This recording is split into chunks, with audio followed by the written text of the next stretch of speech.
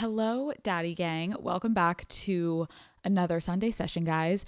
I couldn't be happier. I am actually in the best mood in the world. Why, Alex? Why would you be in such a gorgeous mood? Oh, because it's a Sunday session and we're all just hanging out? Yes, but also no. It has been raining for about 7 straight days in Los Angeles, and it is finally cold and it's chilly, and it is the most gorgeous weather I could have ever asked for in the world. Everyone in LA that's like from the West Coast or in LA is like, people are acting like they don't know how to drive. I'm from the East Coast, okay? My mother used to put my siblings and I in the minivan, and we would be like sliding on ice, okay, to get to the soccer game, and Lori would just plow through the snow, okay? And it was like a normal day. Rain was just like a sunny day in Pennsylvania growing up, and people on the roads right now are acting like they could swerve off the road from like a little bit of rain. So the East Coaster in me like could not be happier and cozier that it is finally actually kind of feeling like winter time. Okay. I do love living in Los Angeles, but I am a seasons whore through and through. And this is feeling, it's bare minimum. It's giving bare minimum, but I'll take it. It's like, let the rain fall down. I'm all of a sudden not drinking my iced coffees in the morning. It's like 70 degrees outside, but I'm like, oh my God, I have to make a hot chocolate. Anyways, because of the rain, I have been doing something lately that I wouldn't say I don't do often, but I've definitely amped it up in the past month. And then this past 7 days, I feel like it's all I've been doing in between work, which I will get to. Because I can't believe I'm going to say this, but lately I have found myself just really missing learning. You couldn't pay me to say those words. When I was in high school, middle school, high school, college, I was like a good student, but I didn't want to be. Like, I wasn't happy. You know what I mean? I wasn't enjoying studying. I wasn't enjoying doing all these things. Like, I actually really quite hated it. So I know that may sound weird, but it's the honest truth. Like, I feel like for so much of our lives, yes, although we may not enjoy it when we're in school, and then even in the start of our careers, we're learning all the time, whether we want to or not. And we're constantly being exposed to new ideas, and we're being forced to grow and evolve. And then as you get older, you kind of settle into your life and your career, and that external push to keep learning really starts to go away. And then it becomes solely on you to stay curious and interested in wanting to learn and expand your knowledge of the world. And a lot of us are like, sayonara, motherfuckers. I'm never opening a textbook again, which is so fair, because I feel like a lot of us are traumatized from school and like the SATs or, midterms. And you're like, I don't want to do this again. I want to watch Gilmore Girls and Gossip Girl, and that is my education. That is so fair. Okay. But I will say that I have noticed, and I'm sure it's not this way for people directly out of college, but as I'm, entering my 30s, and I'm in my early 30s now, like, I will say I've noticed just how much better I feel when I am taking time to learn just for the sake of it, whether it's, spending a day reading articles or watching a documentary or reading a book that I wouldn't normally pick up. It just feels good to be curious and to think on topics that aren't in my immediate worldview. What a concept. And so why I'm bringing this up on Call Her Daddy on a random Sunday session is because I realized I'm not alone in this. I have seen so many videos on the internet of people being like, I'm like craving some form of substance and intelligence back in my life. And I feel like so much of our life right now is consumed by the internet. And obviously at times there is nothing better than to sit and relax and watch people make new food recipes that you're going to save and you're going to never make, or try on makeup and you're watching them try on the makeup and the clothes and all the things. Lovely. But I do feel like a lot of us are starting to kind of hit a wall where we feel like, okay, my brain is literally rotting and I need to stimulate myself in order to actually learn something, and so that I can continue to evolve and have interesting thoughts and conversations with myself and also other people. Like, what a concept. And so today I kind of want to start carving out time on these Sunday sessions to just do that, together. This isn't going to be me like preaching at you guys. I'm trying to also fucking learn myself. And I kind of want to make this like a little book club for us. It's going to be bite-sized podcasts where I'm going to compile articles, essays, think pieces, and talk to therapists when we could obviously use an expert opinion on a topic. But when I find something interesting or ideally even challenging to understand that I think I am interested in and you guys would be interested in, I am going to bring it here and we will get into it together. Okay. This is not turning into an educational podcast. Okay. We're not going to be talking about the microbiome unless you want me to do that. We could go back to the plasma. I was never good in science. No, but I think it's important. Like, I went to a dinner the other night with my husband and some of our friends, and someone brought up this question. And I was like, oh, I was recently reading a book that talked about this, one of the chapters. And everyone was like, tell us more, Alex. And I don't know the last time anyone has done that at a dinner table with me, other than they were like, tell us what it was like to interview Kim Kardashian, or tell us what it was like to interview, which is still so fun. But this was something where I was like, oh my God, I'm actually bringing information and I'm sharing things with people that people are like, wait, that's fascinating. What is the book called? And I want to read it. So, you know what? It is kind of fun to feel like you're smart, even if you're just learning it from a book and you're retaining it. What a concept. Let's try to do that a little bit more often. And if you don't want to read the book, great. I will distill it down to you from me reading the fucking books for you guys. Okay. So let's get into it. This week, we're starting with a somewhat, I think, pretty easy-ish topic, but I found an article about the expectations we place on friendships. And it really had me evaluating the relationships that I have in my own life. And it is from the New York Times. And it is called The Vexing Problem of the Medium Friend by Lisa Miller. And so just off the bat, let's start with what is a medium friend? Like, what does that mean? Because I've personally never heard that term before I read this article. And so according to this article, the medium friend is someone who you're not that close with, but they're more than just like a casual acquaintance. Maybe you hang out with them a few times a year. Maybe you see them weekly at a shared activity like pickleball or pottery or, Pilates, if that's your thing. And they are people that we enjoy seeing and can share fun experiences with, but they're not actually in your closest circle of friends. I think in a time where we are so caught up in the weeds of labeling and quantifying who our best friends are, like, oh my God, who is coming on my bachelorette and who's going to be my, in my bridesmaids and who's going to be invited to my birthday dinner and all these things. Like, I weirdly think there's actually something beautiful about the medium friend. And I'm going to get into truly what that is, because the point is this person doesn't have to be everything to you, but they can still serve a genuine purpose in your life. One of my medium friends is a girl who I met in college, and she lives in LA now, but we don't really see each other very often. Let's call her Jessica. Okay. Jessica and I have both been saying like, oh my God, we need to do this. And then we'll be like, oh my God, wait, can you actually do it next week? And then once it's next week, then it's like, wait, could you actually do it next week? And we have literally been trying to get together for 4 months now, trying to find a time that would work for both of us for dinner. And so by the time that the day actually rolled around that worked for both of us, I am not going to lie, I was a little apprehensive and in my head about just like, what would the vibe be? We hadn't seen each other in a minute. I also was so tired from work, so it was easier for me to just cancel. I was like, maybe it will just be simpler because like, will we even have that much to talk about? And like, how will the conversation go and all these things? I just had no idea what I was getting into. And then, you guys, it turned out to be one of my favorite nights that I've had in a really, really long time.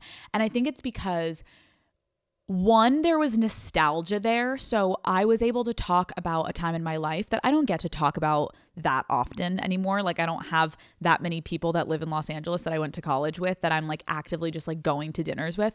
But then on top of that, she and I have actually like couldn't have more polar opposite of jobs and professions. So it was so fascinating to talk to her about what was going on at work for her and she was up to, and hearing her talk about something that I had no vested interest in, but I also was fascinated because it was like taking me out of my life for a minute. Also weirdly, like hearing about like, what is your family doing for the holidays and what are you guys going to be doing?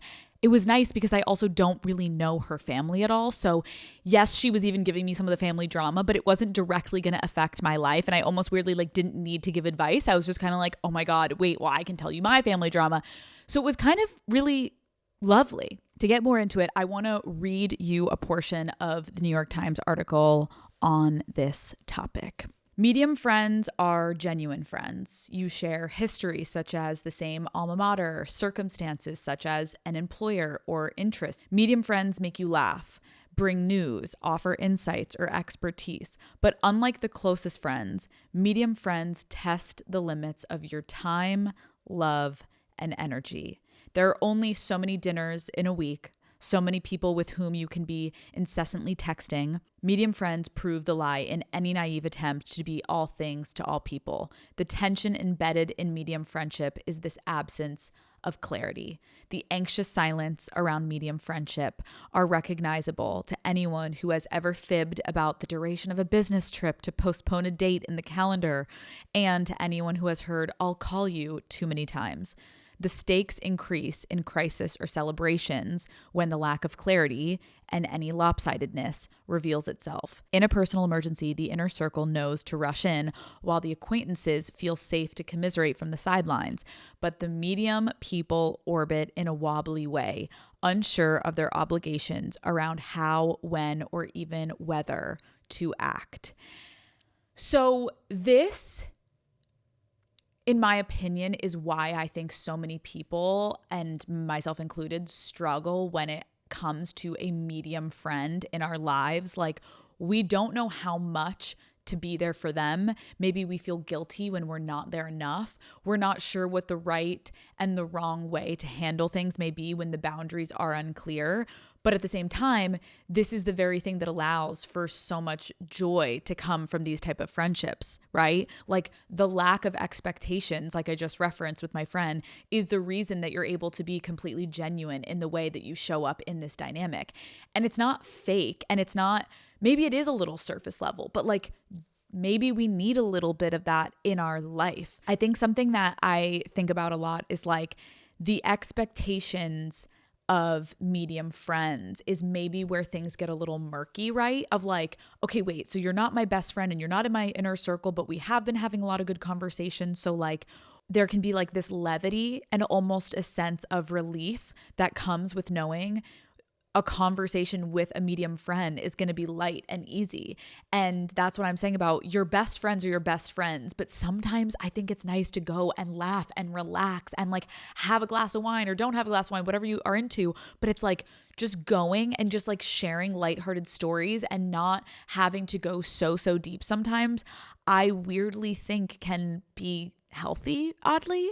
Something I also think is, and I don't know the actual answer, and I guess I'm posing it to all of us, which is it sometimes easier to be around a medium friend when we're going through a hard time? Of course, you're calling your best friend when you go through the breakup or when your parents divorced or when something traumatic happens in your life. Like, of course, you're calling your closest friend.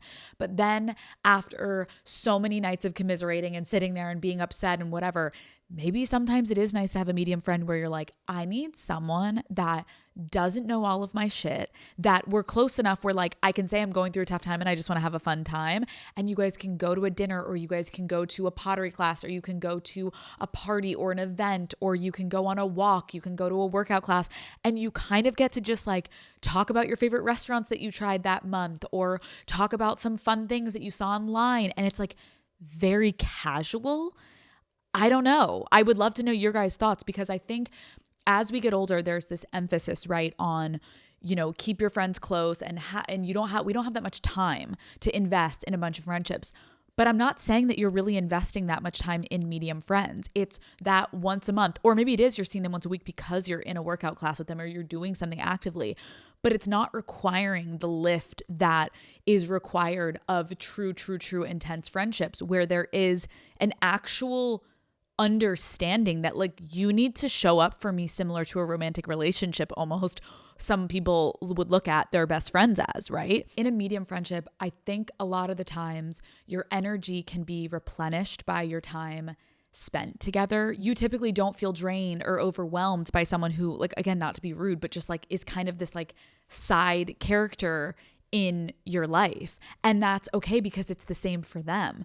And again, I'm not saying you don't care about this person. It's just a more casual, lovely, surfacey relationship that is doing exactly what you both want it to be doing. You both have a lot of other things going on in your lives and it doesn't really bother either of you, right? The emotional labor associated with these type of friendships is typically pretty low. I also read another article about this specific idea. It's called Why I Cherish My Superficial Friendships and You Should Too by Hazel Davis. Okay. I'm actually interested to hear what you guys think about this because some of you may be like, absolutely not. I don't want any surface relationships in my life anymore. That's so fair. But I think a couple can kind of do you good. Okay, here's what she writes. Superficial friendships can provide all manner of benefits. You might do different things together and get new perspectives because you don't have a habit with this person. You get to be a free and easygoing person who can forget about your problems for the night, and that person doesn't have a preconceived idea of who you are and what you think. You have a lighthearted, fun, and easy companion without baggage. By definition, a low-risk friendship means that very little is required of you. The high-stakes ones can entail arguments, anger, tears, and heartbreak. I'm not saying that there aren't friends for whom I would drop everything, and of course, I have some pals who I'm closer to than others, but I certainly place as much value on both types of friends. I don't know if I agree with that statement. I definitely think I don't place the same value in my medium friends than my like lifers, but I do place the same value, I would say, in terms of like what you're recognizing that each person is going to be bringing exactly their value and what you're expecting of them. And that is a beautiful thing. It's like tailoring your expectations per person and where your relationship is, right? She says, unlike romantic relationships, we don't have conversations about friendship boundaries. So true. Instead, you will have to use social cues and behaviors to understand them. Essentially, anything that sits uncomfortably with you, you know that you are not at the same level friendship-wise.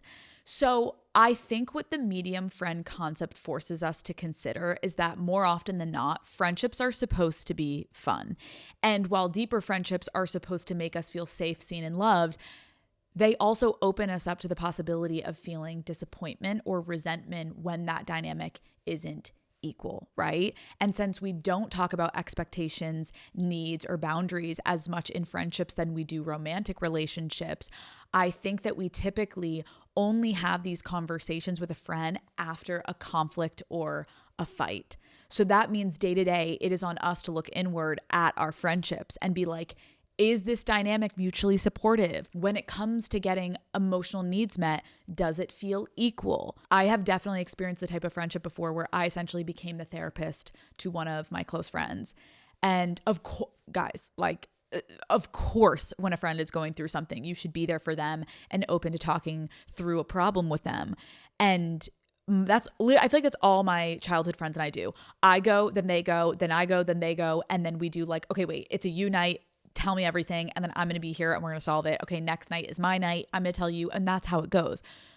But I do think sometimes it can come to a point where you cannot be the sole source of a friend's emotional well-being. And that usually happens from these really, really close friendships, right? Really close friendships. I don't think there's anything more beautiful, but then there's also nothing more delicate than friendships, right? Like romantic relationships are so complicated, but I think they're way more straightforward than friendships because Friendships, it's a lot. It's a lot of push and pull because you aren't living together. You're not sleeping together. Some people are, elevating and growing in a different way that you're actually not privy to, because within a romantic partner, you're with them all the time and you're like ebbing and flowing and you're with each other all the time. Friendship, it's like, oh, wait, whoa, what happened? Or again, sometimes your friend can change because of who they're dating. Like there's so many variables in friendships that you can't control, which is why they're 10 times more beautiful sometimes than romantic, but also can be really, really hard in moments to navigate those close friends. And when you become the sole source of your friend's emotional well-being, that is where things I think get really tricky. I had this one friend when I was living in New York where it started off, I would actually say, as a medium friendship, which is kind of ironic because I didn't know it was called that. And it was like, we were close. And then slowly I became her therapist. And I was so happy to do that in the beginning. I was like, oh my gosh, like I am so happy that I can be here for you. And I was in a little bit more of a stable place in my life. And I think then all of a sudden it crept from being a medium friendship to, oh my God, now I'm feeling like you're thinking we're super close because I'm here for you all the time, but you don't really know any of my stuff. And when I try to share my stuff, somehow it always turns back to, but your stuff is worse. And then I'm sitting here feeling kind of like drained and exhausted and resentful because you're getting so much more out of this relationship than me. And again, I'm so happy to be there for a friend. That is what friendship is. But when it is so imbalanced, you start to be like, I'm actually not a therapist. Wait, Jenny, I'm not a therapist, okay? And you're not paying me for this. I'm supposed to be your fucking friend. And now let's like have a margarita and ask me how my day was. And for the past 16 dinners, we've only talked about you. Like, what am I getting out of this? This feels really weird. And this is starting to feel icky. And I think when this dynamic of intense emotional labor becomes the core of the relationship, that is when a close friendship can become problematic in a way that a medium friendship is typically safe from. Call Her Daddy is brought to you by Tinder. All right, let's talk about Tinder. Or better yet, let's talk about the early days euphoria that comes with having a new crush. The kind of crush where you've been maybe down bad, but in the best way, okay? You cannot stop thinking about them. Every single song reminds you of them, and you are making up scenarios about them in your head. There's kind of nothing better, right? Well, amazing news. That crush feeling is waiting for you on Tinder. Like literally right now, you have no idea what is out there unless you start looking. And Daddy Gang, the possibilities are endless. Once you have a crush, even the most mundane moments become beyond monumental. It is time to find the person who makes your entire day better by simply just texting you, hey, with a smiley face. You deserve it, okay? We all know there's no better feeling, and finding a new crush is easier than you think. Thanks to Tinder. Explore all of the possibilities for yourself. Tinder, it starts with a swipe. Download Tinder today. Call Her Daddy is brought to you by Uber Eats. Make your holiday beauty gifting a whole lot easier. Order from Sephora on Uber Eats and get $15 off orders of $75 or more. Daddy Gang, it's honestly a no-brainer. All your favorite gifts are just a tap away, from one size setting spray to K18 leave-in hair masks, even the Dyson Air Straight. My friends and I just did our Secret Santa, and about 2 hours before I realized I had no time to make it out shopping for a gift, the friend I had to get a gift for always asks me about my lip combo, so I just went on Sephora through Uber Eats and ordered her the exact products that I use. It showed up so fast that I even had time to package it up in a cute little gift wrapping. I tied a little ribbon on and I pretended that this gift was planned all along. I've had this for so long, sweetie, okay? And yes, she loved it. And now we have the same lip combo. Skip the crowds this season and have your beauty gifts delivered straight to your door from Sephora on Uber Eats. Get $15 off your first Sephora order of $75 or more through December 24th. New clients and US only. Order now. Enjoy. In order to be in a healthy friendship, you both need to internally evaluate how much you're expecting the other person to take on emotionally. A close friendship needs to be mutually supportive in order to maintain a horizontal rather than vertical relationship, which I will get into in a second because I've been reading a book and it's been so fascinating about vertical versus horizontal relationships. But first, I just want to pose some questions to ask yourself that I also asked myself earlier this month. If you are sitting there kind of reflecting on the dynamic you have with a close friend and realizing it may be emotionally imbalanced, okay? After you hang out with this friend, how do you feel, right? Are you anxious, tired, maybe frustrated? Are you regularly making sacrifices in your own life to make sure you're able to best show up for them? Do you find that you don't get a chance to ask them for advice because their issues completely steamroll the conversation? And most importantly, do you feel like you can be your authentic self and say how you truly feel? Or are you constantly walking on eggshells? The goal, I think, in all relationships is for the dynamic to be horizontal rather than vertical. And so 2 weeks ago, you guys, I had no idea what the fuck that meant. I mean, I can gather what it would mean, but like, what is happening? And so, guys, that's why I said we are going to be learning here on Call Her Daddy today.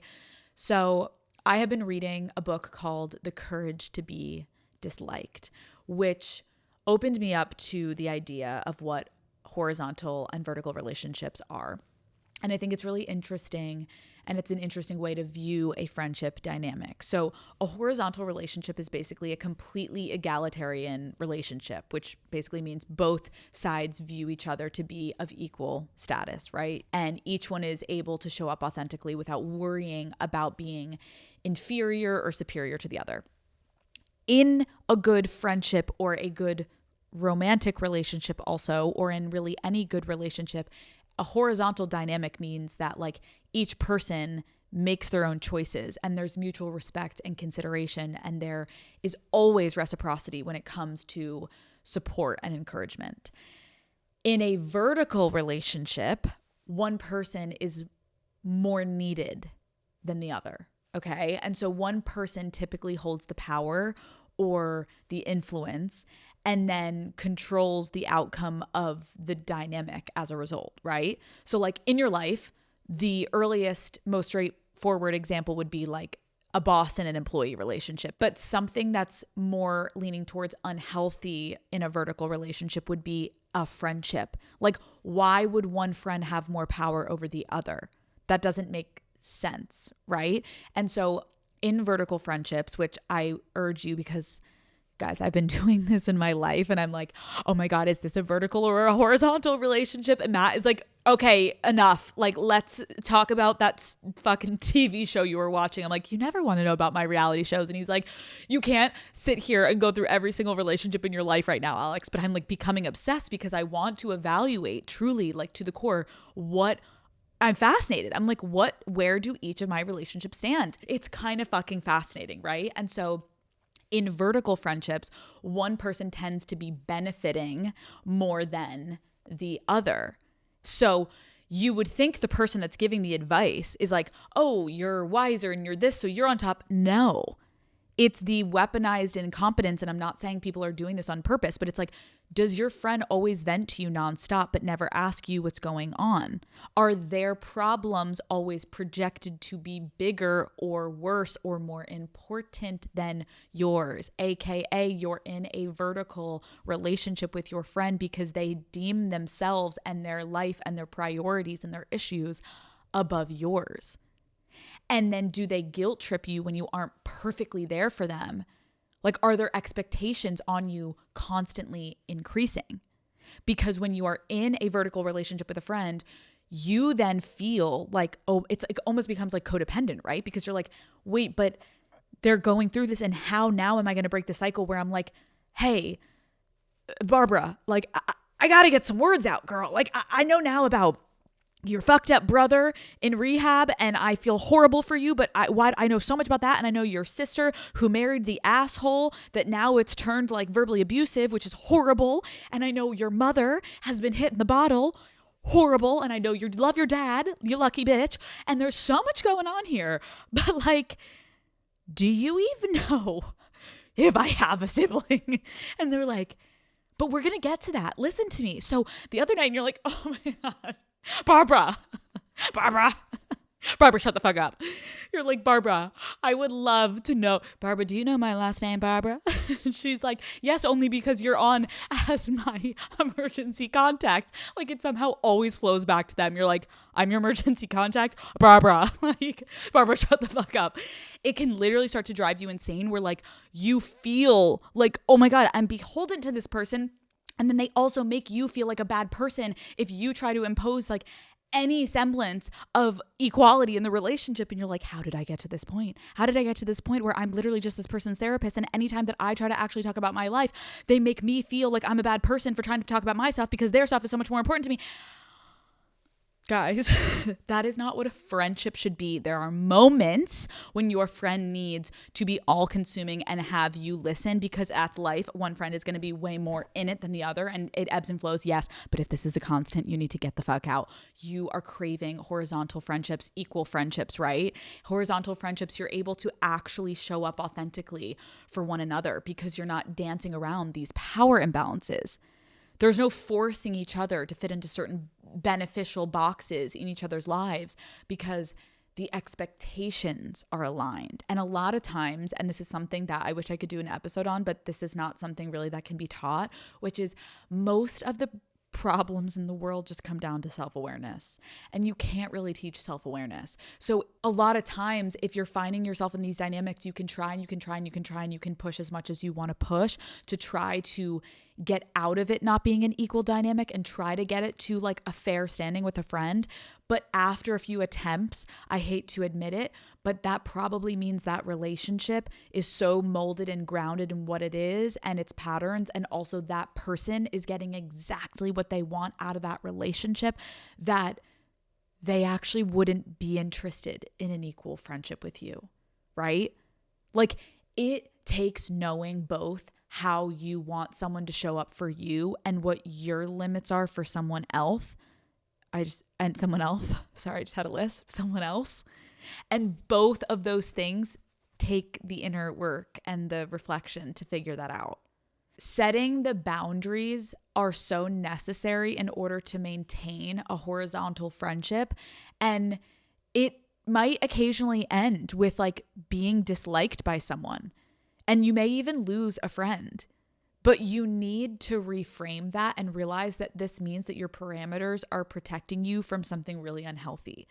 Like if you lose a friend because they can't handle the friendship being an equal balanced dynamic, then it probably means that it's not serving for you to have that person in your life because guess what? It means probably that you're just serving that friend and they're never serving you. They're never helping you out. They're never giving you the amount of effort that you're giving them. And you being scared to speak up or end the friendship only furthers the point. You're in a people-pleasing situation where this person sits on top and holds the power. And I know it can be easy to take the loss of a friendship like beyond personally. I get it. Trust me. Someone wanting more from you than you can give them, it can feel like you're failing and you're like, but what's wrong and why won't this work? I'm telling you, it's not your fault in most situations. So many of these interpersonal dynamics are going to make you feel guilty and scared to do this or that. And a lot of it is because we allow other people's projections of us to affect the way that we view ourselves and therefore interact with people. All of a sudden, you're like, oh my God, why am I worrying so much about how much this person is going to perceive me and view me and they're going to think I'm a bad person for finally not answering the 16th fucking call and they know I'm with my mom in the hospital, but because they're breaking up with their 16th boyfriend, they're thinking that I need to be there for them. And I'm like, you never are here for me. I can't keep doing this. I get it, but if you keep leaning into these dynamics that are vertical, that are not equal for you, ultimately it's going to cost your ability to be genuine. And that is a whole other topic that the book I'm currently reading also hits on. So after I finish it, I can do a whole Sunday session about how basically we can all be better about not taking other people's shit personally. That is like, I feel like that's literally like the biggest problem in life is we're all like taking everyone's projection on us and then you're overanalyzing and you're like, oh my God, I'm a bad friend, I'm a bad daughter, I'm all that. Half of the time you literally were just like sitting there eating your fucking breakfast and this person is spewing this shit and then you're internalizing all of it and it's like, a lot of times it has nothing to do with us. Most of the time, well, no, maybe, again, I don't know who I'm speaking to. I don't know who my audience in some corners of the fucking TikTok world or whatever, but like, I know that most people, we're trying to be good friends. We're trying to be good partners. So we will save that deep dive of how to stop people pleasing and just essentially absorbing the world's wants and needs of us and actually living for ourselves in some capacity for another time. But I hope you enjoyed this first little Sunday session of book club, and I'm excited to do more episodes like this. If you guys have obviously any other topics or articles that you're passionate about and you want me to do deep dive on, let me obviously know. But overall, I think to sum up the medium friend thing, it's like, I get that a big conversation that may come from this is like, no, Alex, like, why? I just want my close friends. I'm not saying close friends are not as important. If anything, yes, of course, for close friends are more important. I'm just saying that in the chaos of life and how crazy life is with parent dynamics and romantic relationships and close friendships, like, we can only be so much to everyone and then also show up for ourselves. And so, yes, there are moments where having these medium friendships are fucking lovely. And it's kind of a relief to go out. And I think a lot of times with medium friendships, we can convince ourselves, and this is literally what I did with that one friend, you convince yourselves, but it's not my best friend. So it's like, it's not worth it to like spend my time on a relationship like this because whatever, it's more surface level. And then all of a sudden it's like the biggest fear with your medium friends is the drive there, is the committing to the date. Then once you get there, you're like, oh my God. Like half of the time it also could be like they were just like talking about some shit going on in their life and it made you 10 times feel better about yours because also they're not asking you for your advice because they're sharing how they're handling it because you are not a close enough friend that they're expecting anything of you. They're just sharing it. Actually, it's just like kind of fun fodder at a dinner table of like, yo, guess what my mother-in-law did? And you're like, no fucking way. Guess what mine did? And you're like, bro, cheers. Let's have another martini. It's relaxing. It's light. And sometimes in the chaos of the world, of how crazy everything is right now, it can get to the point where you need that. We've never been more politically, financially, religiously, ethically, gender, all of it divided in this world. And you can have those type of conversations sometimes with really close friends and you can talk politics and all that. Again, it still is painful. But with a medium friend, you're like, babe, even if a medium friend brings it up, you're like, anyways, swerving, can't talk politics. I'm so burnt out. And they'd be like, totally. Because a medium friend, it's not going to push you on that because that is what it is. It's your pickleball friend. It's your Pilates friend. Your core reason for having each other is light. It's fun. And so I urge all of us, not once a week, again, unless it's literally you guys doing an activity that requires once a week, but find time for your medium friends. Because really what it is it's more to fill your cup than it is anything else. And you both are having a fun little selfish moment of like, I'm here to put on a cute. Also, can we also admit, I feel like with medium friends, you will go a little bit cuter on your outfits. You'll put on some makeup because you're like, oh, this is more of like my surface level-y person. Like I want to like impress and have fun. Are you kidding me? Like with a lot of my girlfriends we're like, literally, I need to like put on my sweatpants. And again, that means I'm so comfortable with those girls. And that is beyond good and fun too. But having both, it's kind of amazing. So I hope that allowed you guys, the goal of these type of episodes, really it's just for me to hopefully get you guys to think about some fun things. And instead of scrolling on TikTok or Instagram for an hour on your Sunday, hopefully you were just hanging out and listening to this. And now maybe this will hopefully allow you to reestablish in your life some of your vertical friendships that you're realizing have been draining you. And maybe you need to cut some off. Maybe you need to try to reestablish them.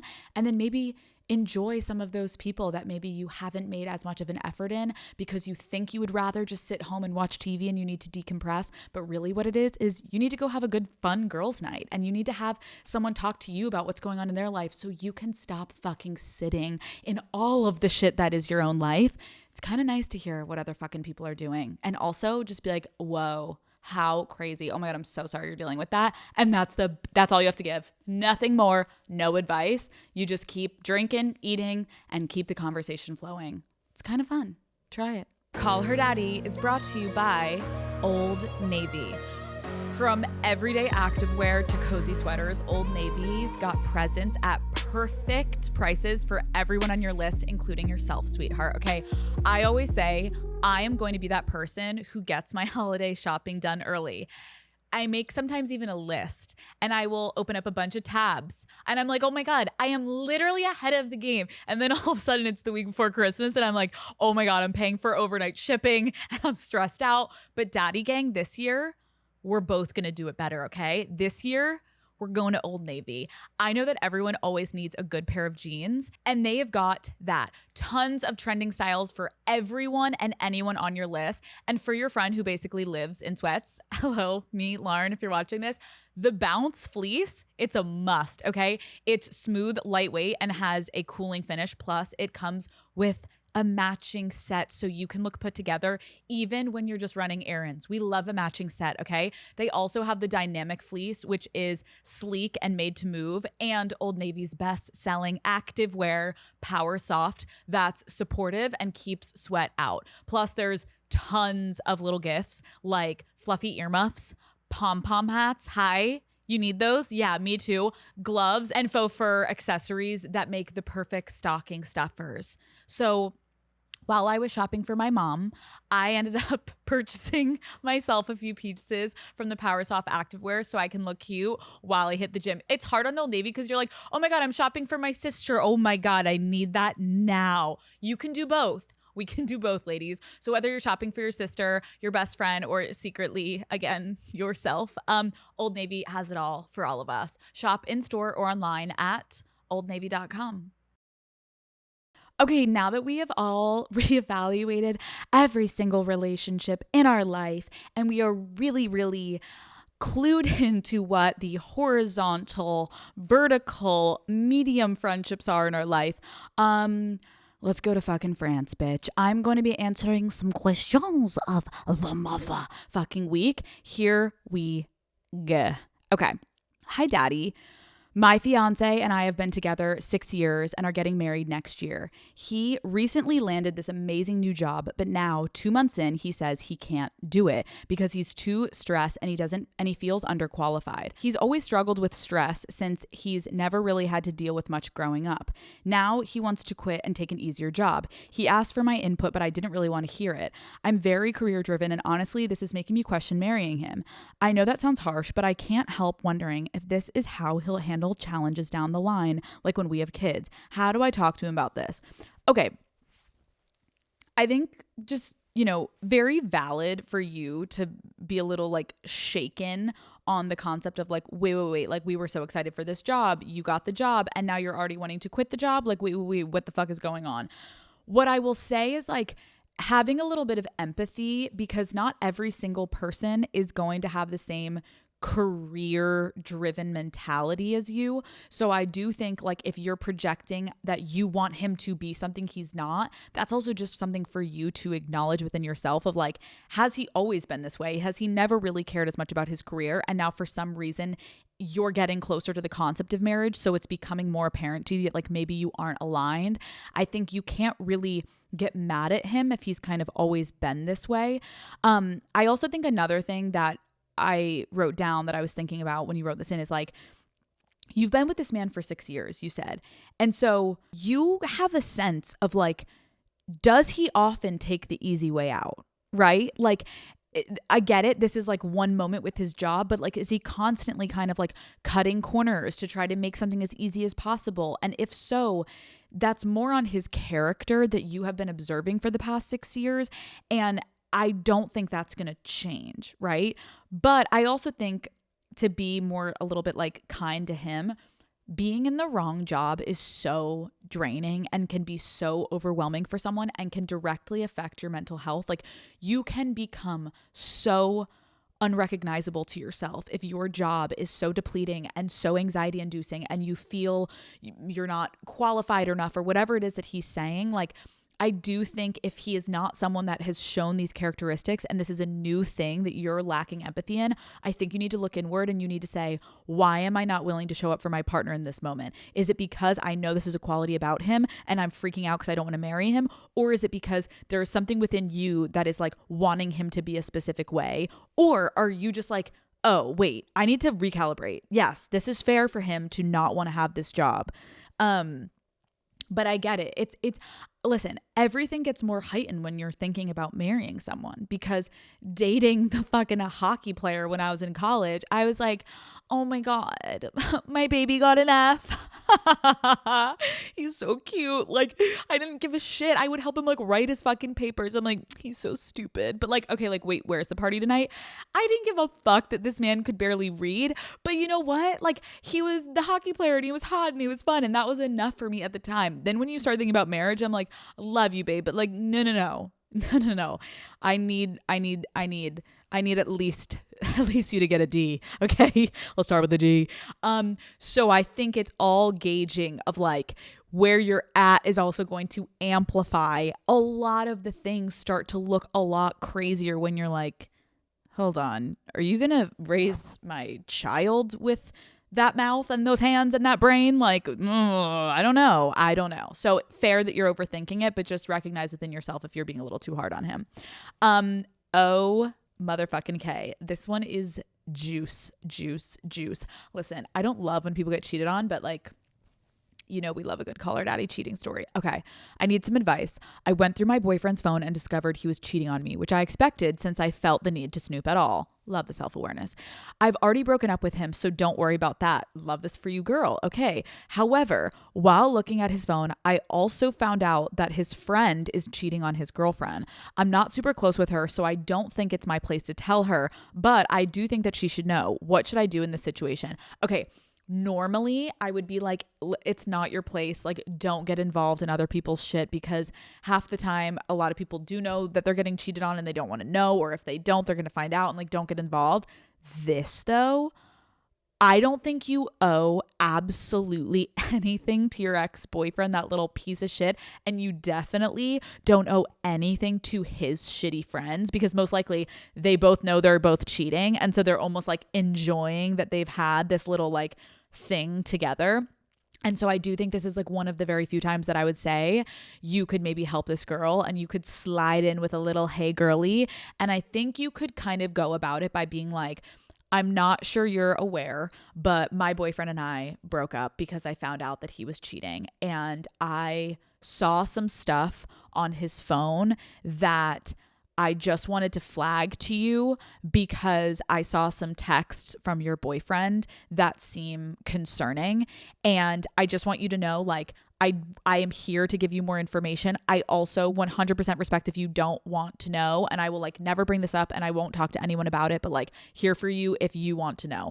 That is being a girl's girl, of like being not vindictive enough to be like, I have this horrible thing that like, now since I'm fucked over, I'm going to fuck you over too. You're like, no, I want the girl to know that I've got the info, but I also am like, I'll respect it if you're going to stay with this guy. This ain't my fucking relationship. So like, let me know what you want to do, queen. Up to you, because you made your decision and now let her make hers. Oh my God. Wait, honestly though, like, why do I kind of love it that like you guys can like literally come together and probably become friends from this, right? Like you said, you don't really know her. That's like weirdly a beautiful beginning to a friendship. If you're like, wait, my boyfriend was friends with your friend and we were both getting cheated on. Babe, let's go out for a drink. Like, we gotta talk. How cathartic to be able to go to a bar with this woman and sit and have a drink and be like, tell me everything, because you will feel so less alone, and because they're like intertangled. Oh, that's a good one. Okay. I have been dating my boyfriend for about a year. Everything's been great and I trust him completely. But the other week he got super drunk at a golf outing. And when I checked to see if he got home okay, his location was at a strip club. The next morning I asked why he didn't tell me, since he always tells me what he's doing. And he said he just didn't think to. He's going to Vegas in a couple weeks for fun, and I don't want to sound crazy, but I feel like I need to address it. I just think it's disrespectful to spend money on a lap dance or even go at all. Am I being irrational? Okay, here's the thing with strip clubs. I think that strip clubs and conversations around places like Vegas and bachelor parties and all of that, they definitely need to be discussed in relationships if they're not already just like a casual conversation of being like, I would never do that, or I would never do that. And then you're both like, oh, cool, like we're on the same page. If it's never been discussed, you do need to kind of set boundaries with these things, because it goes as far as some people would consider a lot of this cheating. And so I think that you need to do this because you are clearly in a serious relationship. And to validate you, it is disrespectful for him to be getting drunk and just going completely AWOL on you. Like, that is not like healthy for a relationship. I would not personally want to be in a relationship where my partner is getting drunk, always out with his boys, and I'm like laying there being like, I wonder where let's check oh my God, he's at fucking Marty's. That's not even a strip club. It'd probably be like Cassandra's. Like, that's not fun. Like, wait, he's at Blue Diamond? Like, what the fuck? And he didn't even tell me? Like, what? Like, that's crazy, because it also insinuates, like, if you can't be honest of like, babe, I'm going to the strip club with the guys, do you care? He knows the answer. If he's hiding it from you and he shares everything with you, he knows the answer that you would be upset. So then also, why is he doing that? He knows he's going to be upsetting his partner. So like, do you want to be in a relationship with someone that's acting that casually about something that he knows you would not be happy about it? You know you'll be upset about it, and yet he's still engaging in it? That's really fucking shitty. So let's pretend this was just a one-off, okay? He was an idiot. He had too many fucking Jaeger bombs. He ended up at the strip club. Oh my God, how did he get there? Idiot. But now he's going to Vegas. Okay, so he has a time to right his wrongs, and he has a time, first of all, like, if he made you this upset, like him going to Vegas just for a boys weekend, it seems like it's not no one's birthday, it's no one's fucking bachelor, like he's just going to Vegas. Yeah, probably stay home, fucking Jerry. Okay, Jerry, you've done enough damage. Okay, your dick's been fucking grinded on enough, Jerry. You got your weenie up and down and flip-flopped over, and you're fine, Jerry. You don't need to go to Vegas to do it again and again and go on the fucking merry-go-round. But Jerry wants to, clearly. So you got to have a conversation with Jerry and let him know, baby, I'm not in on this shit. And let me just tell you, sweetie, Vegas, oh, it's one big strip club. So what I would say is, you need to evaluate, number one, what are your boundaries? What are your boundaries, Franny? And Franny, if your boundaries are, oh, he could get a lap dance, he just has to tell me about it. Boom, tell him. If your boundaries are, you even look at a girl's fucking double-decker and her cheeks, we're done. Boom. You know your boundaries, Franny. But you got to know what boundaries you're setting before you get mad at him. And then he's going to be like, okay, so what am I allowed to do? Fucking dumbass, man. What am I allowed to do? Well, Franny, pull out the fucking list, okay? Do a long scroll. Be like, let me start. Number 1. He's like, how many are there? They're like 50. There's a list of 50. Fucking sit down. Robbie, what was his name again? I forgot. Jerry. Okay, so first you need to make your boundaries, obviously. And then I would say you need to clearly communicate them before he goes on this trip. Okay. And if any point in time you have a sick to your stomach feeling, if you feel like you're overly checking your phone, then I am going to help you out on this, sweetie, and tell you this is not the relationship for you. If you have a partner that when they go to the bar or when they go out or when they're with their boys or when they're wherever and you're like trying to focus and like it's like Lucas Scott and Peyton and you're watching One Tree Hill and you're on episode 1 because you're trying to feel something and distract yourself and feel a rush and you're like, oh my God, this is my favorite show. And then you're like constantly checking the phone and then you're like looking at the fucking location and then you're like zooming in on his friends' fucking stories and all of a sudden you're like, I'm becoming that crazy bitch. It's time to go. It's time to pack it up. And trust me, I've been there where you're like, I'm turning into a monster because guess what? He doesn't do this when you're out. He doesn't do this when you're out with your friends. He doesn't. Because he's like, I don't like, I know she won't do anything because she's like, or like he doesn't care. You deserve better. If you ever have a pit in your stomach and it's not just from a moment where then you get clarity and it never happens again, the pit in the stomach, that is your body literally rejecting the situation and being like, we have to get out of here, Franny, pack it up. So, yes, but listen, to be more positive and not a pessimist, I would just say, you got this. You can just say, hey, I know that was a weird one. I really want to set some boundaries because I didn't feel great about it. And I want you to have fun. But I think that there's like a level of respect that I want you to have for me and me to have for you in this relationship. And so let's get clear on what our boundaries are.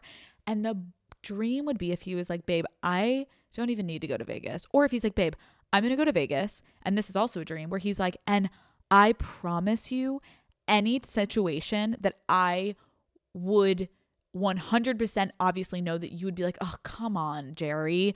I will not put myself in that situation because I love you and you're my priority. Boom, boom, boom. Then you're good, Franny. You don't have to pack it up. Franny and Jerry are going down the aisle, okay? And then you can have a joint fucking bachelorette and bachelor in Vegas together. Oh my God, that's literally my nightmare. Okay. Support for Call Her Daddy comes from Google Pixel. Okay, so I recently had one of those Sundays where I convinced myself it was a great idea to reorganize my entire closet.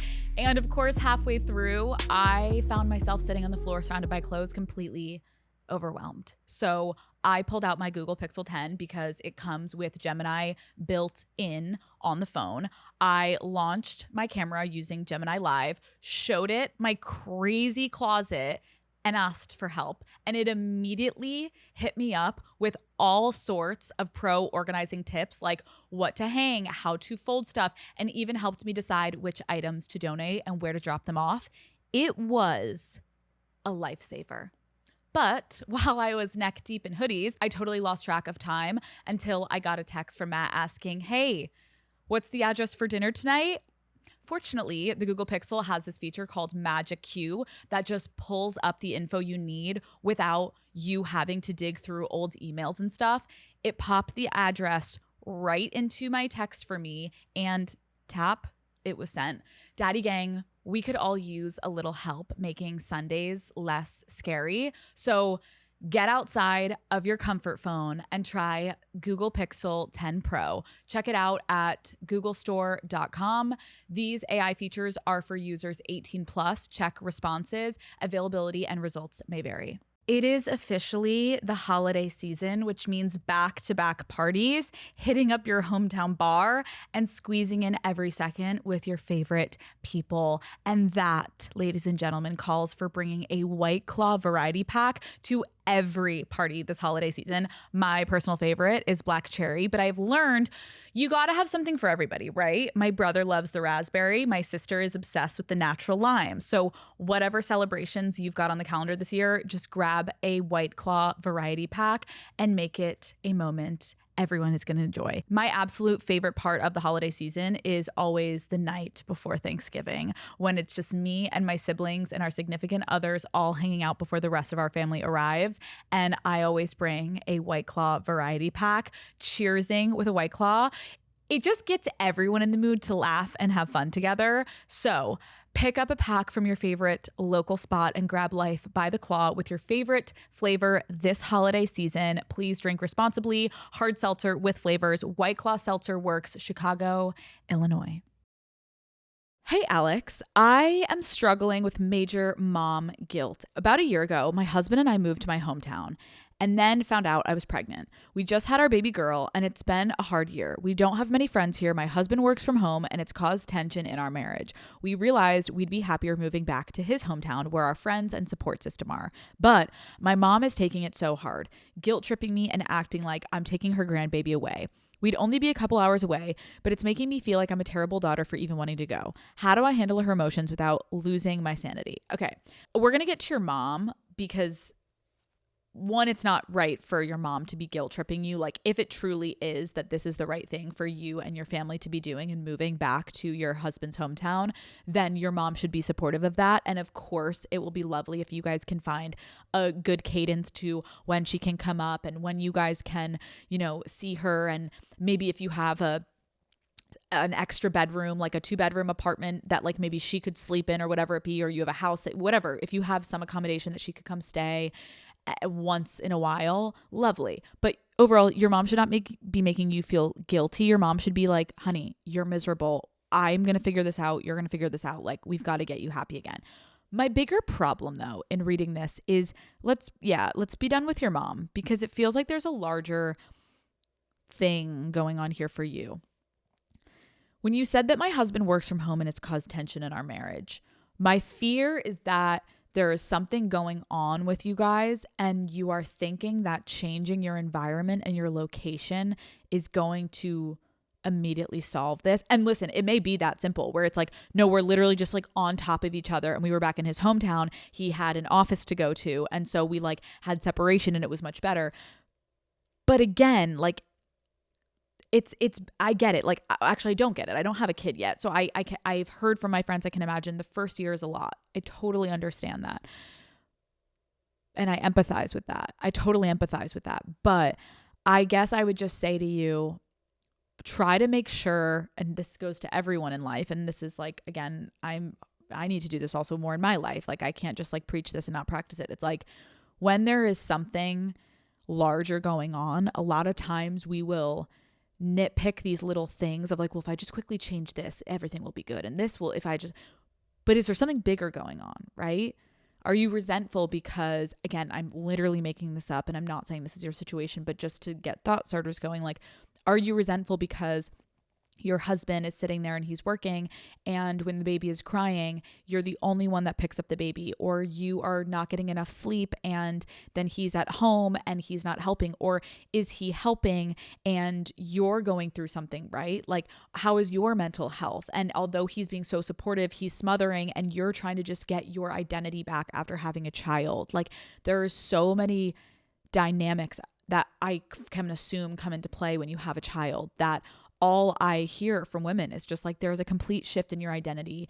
And in that first year to 2 years to 3 years, even, you have to recalibrate, because now all of a sudden you're not just Paloma on the block and you're hanging with your girls. Like, you're Paloma, the girl on the block, but you also have a child. And so now your husband, is trying to also either help and be there for you, or maybe he's not. So all of these factors, I fear you should try to solve and get to the root of it before you head off to his hometown thinking that it's going to solve something. Because my other worry is maybe it's really nice having your mom around, right? And so you could be, again, guys, I'm not even in this. I'm just like hypothesizing from the little amount that you wrote in, but like, maybe your mom is helping you a lot. And now the only way that you can find a semblance of a way to just like keep moving and going forward is to kind of be like, put it on your mom, like, oh, she's being so this or that. But really it's like, wait, you said that it's been really hard at home, and he's been working from home and things have been tough, and you know, you guys have caused a lot of tension in your marriage. I think let's start with that, and then I think let's talk about the move. Always handle the bigger issue, and I think a lot of times that's easier said than done, right? Again, like, I'm not perfect, and I think sometimes you have to slow yourself down and ask yourself, what would the move be solving? And is it a Band-Aid, or is it actually logistically this would solve this for you? And only Paloma, my dear, will know. Love you, girl. I'm sorry. Oh my God, dude, I can't even imagine having kids. Like, I can because I want them, but I'm like, that's going to be a whole nother chapter of your life, and like, not making it your whole personality, but it also transforming your identity. And you're just like, ugh. Help. Okay, Daddy Gang, that is it for this week's Sunday session. I hope that it was helpful, and I love you all very much. Goodbye.